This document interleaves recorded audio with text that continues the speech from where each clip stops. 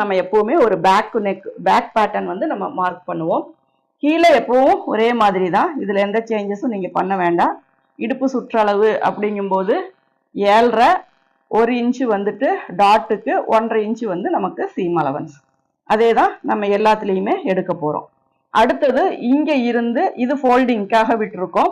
இங்கேருந்து இங்கே 15.5 5.5 அரை அப்படிங்கிறது ஷோல்டருக்காகவும் 15 அப்படிங்கிறது நமக்கு உயரம். அதை தான் இங்கே வந்து நம்ம மார்க் பண்ணுவோம். இப்போ இதுக்கு வந்து நம்ம ஒரு லைன் போட்டாச்சு.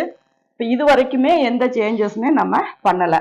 இப்போ பேக் நெக் என்ன அப்படின்னு நீங்கள் பார்த்துருக்கீங்க. உங்களுக்கு டீப் நெக்கா அப்படின்னா ஃபர்ஸ்ட் இதை வச்சு நம்ம பார்த்துக்குவோம். டீப் நெக் அப்படிங்கும்போது நம்ம நார்மலாக இருக்கிற நெக்கை வந்து நம்ம டீப் நெக்கை வச்சுக்குவோம். இது வந்து க்ளோஸ் நெக் அப்படின்னு வச்சுக்குவோம்.